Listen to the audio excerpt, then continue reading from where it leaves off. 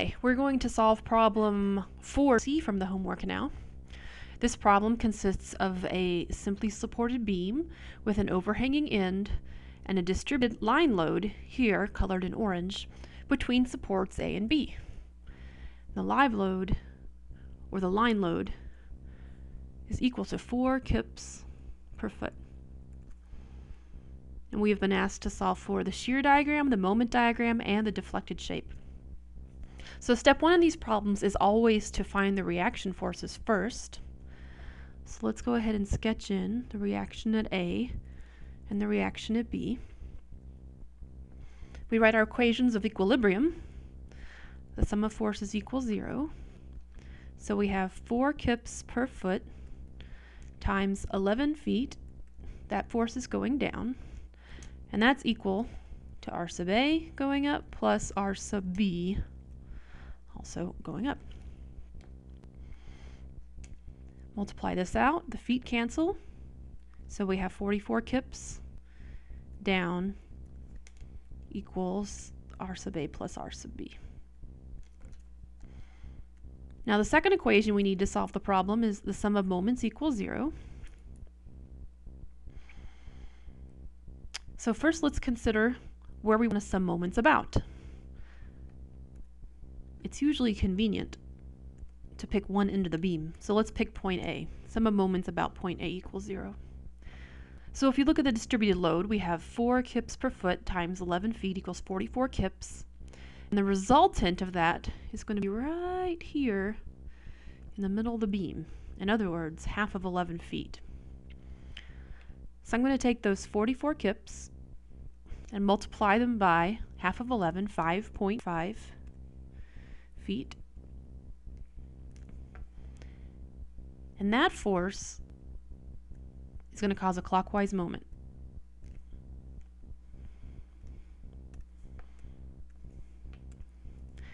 And we're going to set that equal to R sub B, and its distance from point A, or the yellow dot, is 11 feet.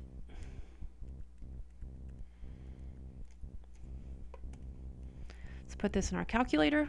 44 times 5.5 divided by 11 equals 22. So R sub B equals 22 kips. Feet cancel.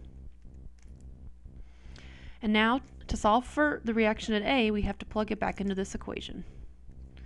So we have 44 kips equals R sub A plus 22 kips. Subtract out 22 from both sides, yielding R sub A equals 22 as well.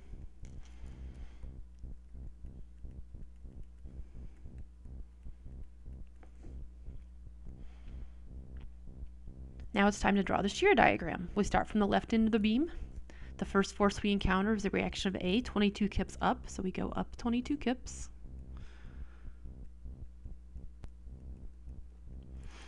Now between point A and point B, we have this distributed load.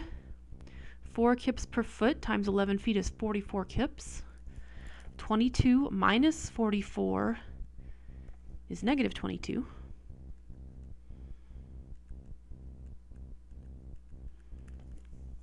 And we know that anytime we have a distributed load, the shear diagram is going to be sloped and linear. We come down to this point, and we only have one vector left on the beam. R sub B equals 22 kips going up. So we come up the 22 kips, and we close off our shear diagram at 0. We look at the remaining 4 feet of the beam, and there's nothing happening here. So this is our shear diagram with a maximum shear of 22 kips at both ends. Now, to do the moment diagram, I need to take the areas of the shear diagram. So I'm going to call this area 1 and call this area 2.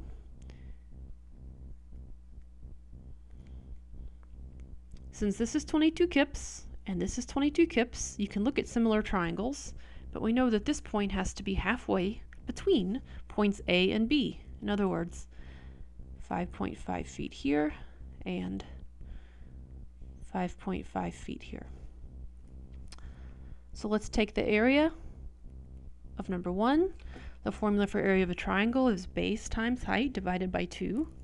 So we have a 5.5 foot base times a 22 kip height divided by 2.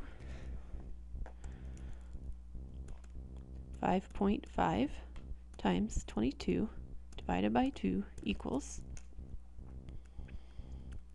60.5, and look at the units, kip feet. Area number 2, it's also 5.5 base, 22 kip height divided by 2. It's the same area, 60.5 kip feet. So to do our moment diagram, we know the moment at this first pin connection has got to be 0. And we recognize that when the shear diagram crosses 0 here, we'll have a local maxima or minima of the moment diagram. So let's consider between point A and this midpoint. This area of the shear diagram is positive because it's above the 0 line right here. So therefore, we have to go up in moment 60.5.